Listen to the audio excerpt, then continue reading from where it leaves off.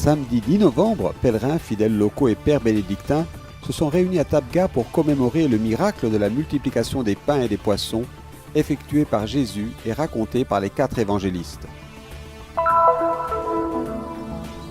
Des ponts entre la Terre Sainte et les chrétiens du monde entier. Ainsi sont définis les commissaires de Terre Sainte. Du 26 novembre au 2 décembre, ils se réuniront à Jérusalem dans le cadre du 4e Congrès international.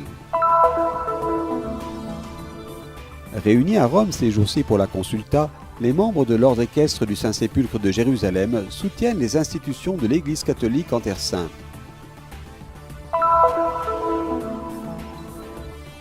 Un village essentiellement habité par des chrétiens maronites du Liban. Malgré les rudes épreuves de 1948, la tradition et la mémoire restent vivantes.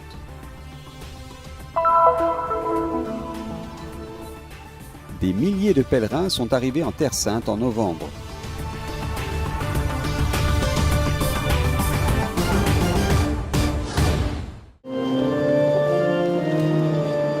En 1911 et 1931, l'association allemande de Terre Sainte fit des fouilles à Tabga, une zone proche de la mer de Galilée, et découvrit les vestiges de 2 églises byzantines. En 1932, le moine bénédictin, le père Johann Mader, exhuma les anciennes mosaïques et la célèbre pierre de l'autel représentant les pains et les poissons utilisés par Jésus pour satisfaire la foule. Au cours de la célébration, le vicaire patriarcal a expliqué comment cet événement peut prendre forme aujourd'hui dans nos vies, dans notre société et à notre époque. Samedi 10 novembre, le vicaire patriarcal latin pour Jérusalem et la Palestine, Monseigneur Jacinto Boulos Marcuzzo, a célébré la messe à laquelle ont assisté des centaines de pèlerins et de fidèles locaux, ainsi que les prêtres et les bénédictins de Tabga. Au cours de la célébration, le vicaire patriarcal a expliqué comment cet événement peut prendre forme aujourd'hui dans nos vies, dans notre société et à notre époque. Il a évoqué des faits historiques dont on se souvient de nos jours, comme la fin de la Première Guerre mondiale, la chute du mur de Berlin et des nouvelles récentes telles que le synode des évêques de la jeunesse, et a souligné la manière dont Dieu opère des miracles pour montrer qu'il est présent parmi son peuple. Life is love and love is life. S'appuyant sur l'évangile de la multiplication des pains, Monseigneur Marcuzzo a expliqué que le pape François résumait le sens de l'amour en 3 étapes concrètes. D'abord le service, puis le partage, et enfin l'offrande de sa vie pour les autres. La parole de Dieu est toujours d'actualité, même aujourd'hui.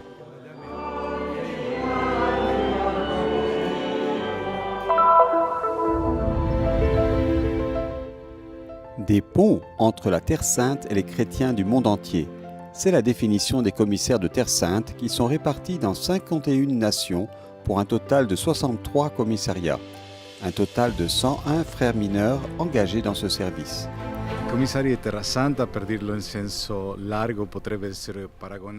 Au sens large, les commissaires de Terre Sainte peuvent être comparés à des ambassadeurs de la Terre Sainte. Ce sont des frères mineurs qui ont pour tâche de promouvoir la connaissance de la Terre Sainte, en particulier l'aide à la custodie, les pèlerinages, l'accompagnement des pèlerins. C'est essentiellement leur mission.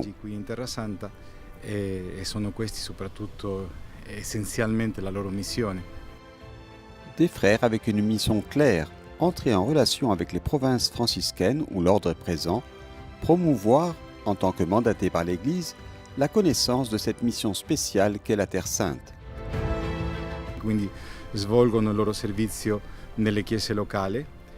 Ils exercent donc leur service dans les églises locales, dans les paroisses, dans les différents instituts ecclésiaux pour nouer des relations avec le monde catholique, faire connaître la Terre Sainte, puis avec les évêques pour promouvoir les pèlerinages et la collecte du Vendredi Saint instituée par Saint Paul VI pour aider les lieux saints.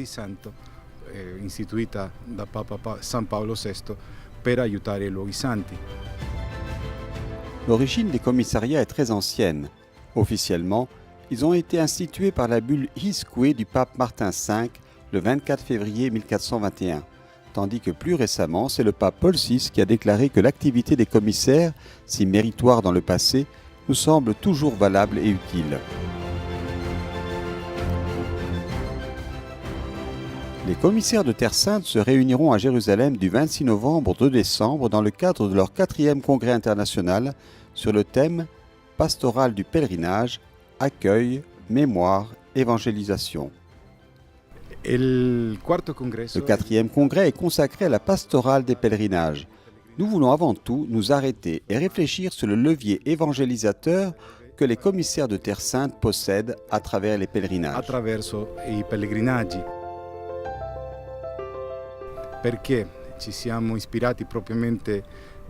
Le pape François nous a inspirés lorsque, avec le motu proprio, il a passé tous les sanctuaires de l'Église du Conseil pontifical pour la pastorale des migrants et des personnes en déplacement à celui de la nouvelle évangélisation. Le pape François et les différents papes ont vu dans les sanctuaires, les pèlerinages, le nouvel aéropage où l'Évangile est annoncé aux gens pour découvrir les racines de la foi.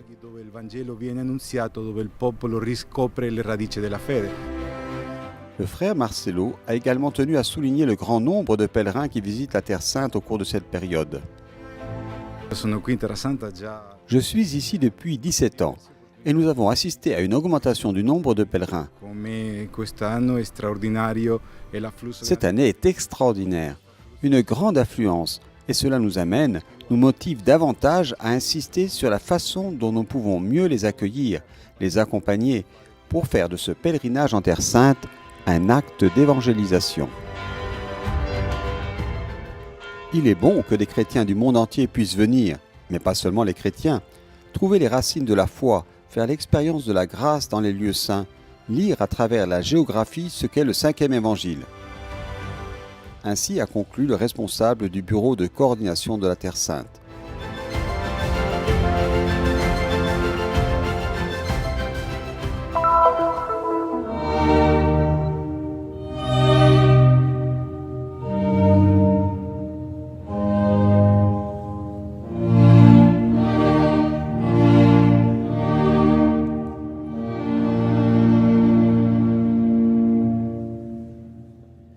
L'institution pontificale dédiée au soutien de l'Église de Terre Sainte, dont les témoignages les plus anciens remontent au XVIe siècle, compte aujourd'hui 30 000 membres de 40 pays différents répartis sur les 5 continents. Ce sont les chiffres de l'ordre équestre du Saint-Sépulcre de Jérusalem, réunis à Rome ces jours-ci pour la Consulta, une assemblée de 5 ans dont le thème est le lieutenant. Le lieutenant a une fonction précise. Il est la personne qui, étant sur place, sait quelles initiatives prendre et selon quelles priorités. Il sait sensibiliser le cœur des chevaliers et des dames et comment gérer les situations difficiles à mesure qu'elles se présentent. C'est l'image esquissée par le gouverneur général de l'ordre. L'ordre du Saint-Sépulcre compte plus de 60 lieutenances et délégations magistrales qui soutiennent financièrement les travaux et les institutions de l'Église catholique en Terre Sainte. Nous nous engageons avant tout pour la formation, car nous croyons que la formation est le meilleur moyen de créer un climat de paix, de cohabitation et de respect mutuel entre chrétiens et musulmans. Outre les écoles catholiques, les chevaliers et les dames soutiennent également des projets culturels d'autres églises orientales. Ils financent également les hôpitaux et soutiennent les interventions coordonnées par la Réunion des œuvres d'aide aux églises orientales, ROACO. La dimension de service à la population de la Terre Sainte est forte. C'est pourquoi les membres sont obligés de se rendre en pèlerinage au pays du 5e évangile pour apporter un soutien moral aux chrétiens de cette région du monde. Je suis très heureux d'être ici en tant que chevalier du Saint-Sépulcre. Je suis ici avec 70 pèlerins. Les chevaliers du Saint-Sépulcre soutiennent le patriarcat latin, les chrétiens locaux, ici dans notre église mère, l'église de Jérusalem et ses environs. Je suis donc très heureux d'être ici et de faire partie de cette communauté de 30 000 chevaliers du monde entier.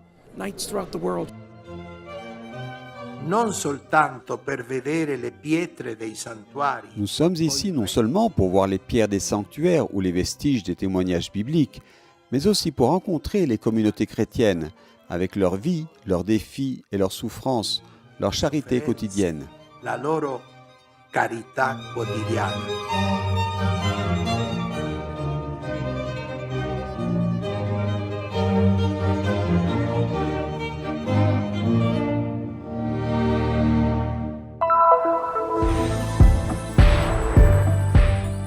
sommes en Haute-Galilée, à 3 km de la frontière avec le Liban. Le petit village de Kafar Baram était le refuge des chrétiens maronites arrivés principalement du nord du Liban. Ils ont quitté le pays à cause des guerres, des conditions de vie difficiles et des persécutions subies sous l'Empire ottoman. Au début, ils étaient de simples ouvriers. Progressivement, ils ont acheté des terres et ont réussi à s'installer dans la région.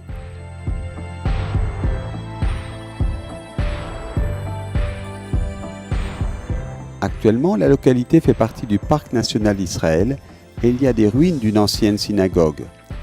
La structure somptueuse indique qu'une communauté juive prospère était présente au IVe et Ve siècle. On dit aussi qu'avec les Juifs, habitaient là des Juifs convertis au christianisme.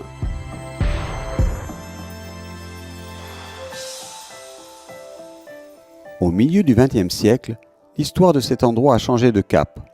En 1948, les Arabes qui y résidaient ont été contraints de se réfugier dans des villes proches, telles que Jish ou même au Liban.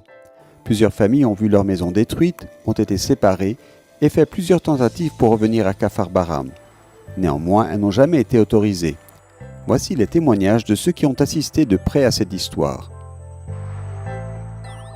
نحن تركنا الاحتلال كان في سنة 1900. Je suis né dans ce village appelé Kafar Baram. J'avais 21 ans quand nous sommes partis d'ici. Notre village a été occupé le 29 octobre 1948. Après la guerre de juin 1967, nous avons été autorisés à venir prier une fois par an, c'est tout. Chaque samedi, nous sommes confrontés à des défis pour assister à la messe. Nous organisons des réunions, des mariages, malgré les restrictions sévères, malgré le fait qu'il s'agisse d'une zone militaire fermée. Au milieu des ruines se trouvent les vestiges du village maronite de Baram, avec une église qui reste le centre spirituel de cette communauté. La mémoire de ses habitants et leurs traditions chrétiennes sont intactes.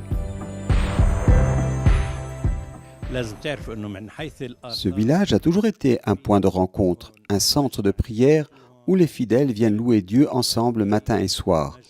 Ils participent aux messes et aux cultes religieux dirigés par des prêtres et des moines.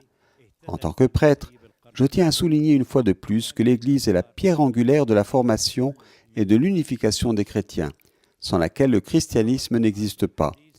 Le message de l'Église doit accompagner les conditions de vie de ses enfants, où qu'ils soient, en particulier de ceux qui vivent dans la misère, qui souffrent d'injustice et d'oppression. Le message de l'Église est de veiller à la croissance et à la propagation de la foi. Même le prêtre maronite, le père Salim Soussan, est originaire du village et avait 5 ans lorsque sa famille s'est enfuie. Chaque samedi, il y célèbre la messe. Il dit que la plupart des prêtres maronites d'Israël viennent de Kafar Baram. Saint Jean-Paul II, à l'occasion de sa visite en Terre Sainte en 2000, a rappelé ce qui est arrivé aux chrétiens du village. Un événement qui a également été commémoré au synode des évêques sur l'Église en Orient en 2010. Je suis vraiment fier d'avoir des racines profondes dans mon village natal, des racines historiques, sociales et culturelles. Ces racines vivent en moi. Elles font partie de mon être, de mon identité.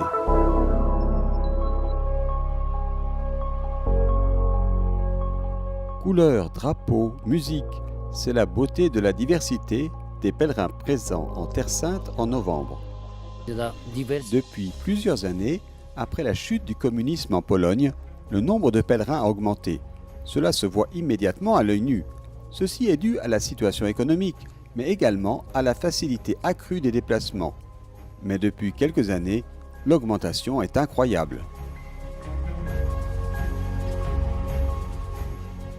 Sono arrivato qui in Terra Santa 30 anni fa da studente, quindi sono un bel pezzo di tempo. In questi anni all'inizio sì, c'erano pochissimi gruppi che delle volte i primi... Je suis arrivé ici de Pologne il y a 30 ans en tant qu'étudiant. Je suis donc ici depuis un bon moment. Au début, il y avait très peu de groupes. Les premiers que j'ai vus venaient de la Pologne avec des bus en traversant la Turquie, la Syrie, la Jordanie et ils entraient en Israël. Une chose incroyable, cela semblait impossible. Ensuite, avec les avions, nous avons maintenant beaucoup de connexions depuis différentes villes polonaises. Ensuite, les nombreux bureaux de pèlerinage qui organisent. Il est devenu de plus en plus facile de trouver un lieu pas cher et de venir tout simplement. Vado alla TV, partecipo, faccio la pubblicità, invitando sempre i pellegrini di venire perché è un unico viaggio nella vita che si può fare. Son Excellence, Monseigneur Vicente Costa, brésilien, qui connaît déjà bien la Terre Sainte, nous dit: chaque fois que nous venons ici, c'est une nouvelle expérience. Nous tombons plus amoureux de Jésus et dans toutes nos prières, nous disons: ici, le miracle de Cana s'est produit. Ici a eu lieu la scène. Nous sommes proches du Saint-Sépulcre. Et ici, le Christ a vraiment subi la passion. Il est mort et est ressuscité. C'est donc une joie immense.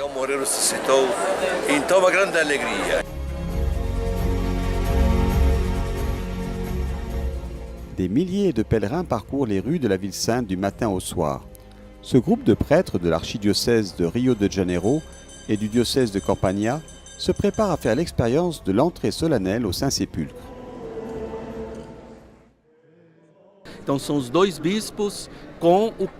Je suis avec deux évêques et le clergé de Rio de Janeiro et de Campania lors de ce moment important de leur retraite spirituelle en Terre Sainte, où ils vivent l'expérience de la rencontre avec l'humanité du Christ, avec ce Dieu qui marche, avec ce Dieu qui s'approche, ce Dieu qui meurt et ressuscite. Le moment d'entrée dans le Saint-Sépulcre est très important pour les prêtres, car c'est le lieu de la résurrection. C'est ce qu'ils annoncent dans les obsèques, dans les messes, dans les sacrements, chaque année et chaque jour. A primeira vez que eu venho com o clero da Diocese da Campanha fazer essa experiência espiritual, de reviver e também passar os lugares. C'est la première fois que je viens avec le clergé du diocèse de Campania pour faire cette expérience spirituelle, pour revivre et aussi pour aller dans les lieux où Jésus-Christ nous a enseignés. C'est certainement une expérience mystique, spirituelle très forte, non seulement pour moi, qui suis évêque du diocèse, mais aussi pour beaucoup de ces prêtres qui reviendront certainement renforcés spirituellement et prêts à s'engager tout le temps en aimant le Christ et son Église et en ressemblant toujours plus au cœur du Christ bon pasteur. Uma palavra, responsabilidade.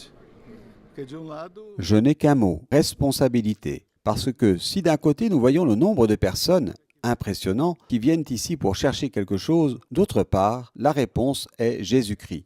Une question et une réponse que nous, Église, devons unir. C'est la responsabilité que j'emporte de ce pèlerinage et encore plus de l'entrée solennelle. Da visita em si e ainda mais da entrada solene.